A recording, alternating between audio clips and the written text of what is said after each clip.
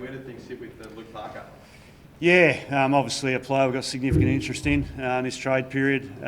He's identified that he wants to come and spend the next few years at North Melbourne, which is exciting for us. We'll sit down with Sydney today and see if we can get a trade done. Do you have an early idea of what it would look like? What it can look like? I've had an initial chat with the Swans, we'll heat those discussions up today.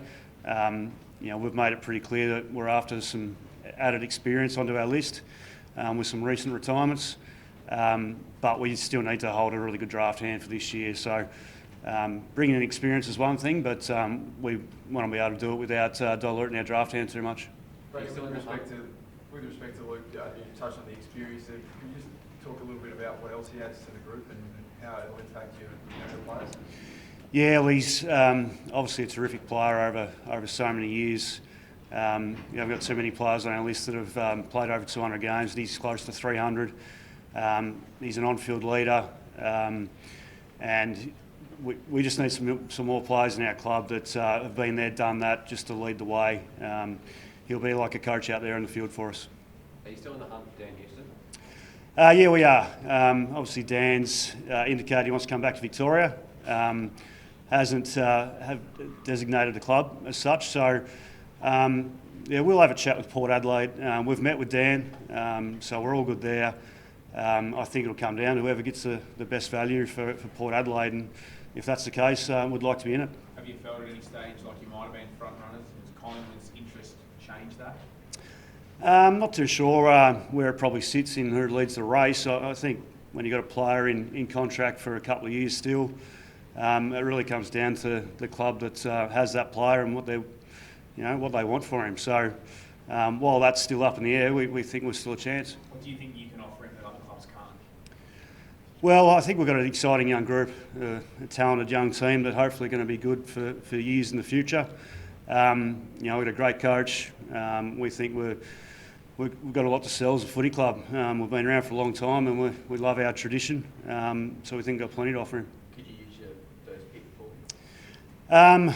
We're certainly open to what it could look like to bring a player of Dan's quality into our club. Clearly it's going to be something significant. Our future picks definitely going to be on the table throughout this trade period, whether it be for a player or to improve our draft hand for this year. So, it's future one's definitely something we'd look at. How do you weigh up that future first, given on a recent ladder position, it could well be a pretty early pick next year?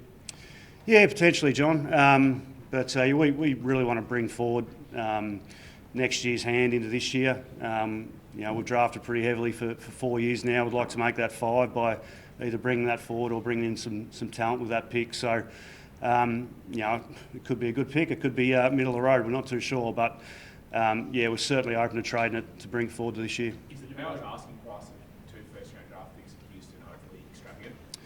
Well, I'm not too sure if there's been an asking price at this stage. I'm pretty sure it's whoever comes up with the best deal for them. So, 2 first-round picks, depends who holds those picks really. There can be a big gap between first-round picks, whether they're top 5 picks or mid-teens picks.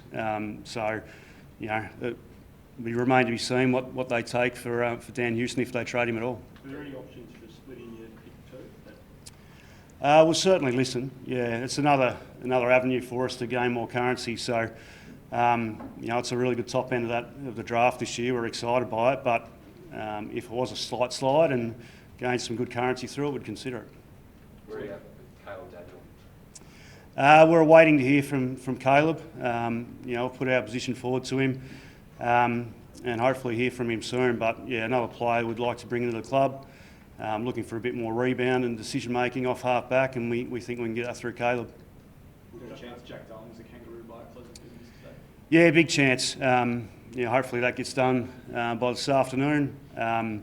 Another experienced player that we're looking to bring in to give support to Nick Larkey up forward, and we just don't want to have too much pressure on our young key tools to have to play them too early.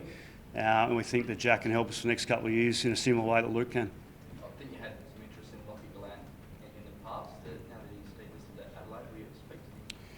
It'll come down to list spots with some of those decisions. Clearly we're favoured bringing Jack in with the experience he brings.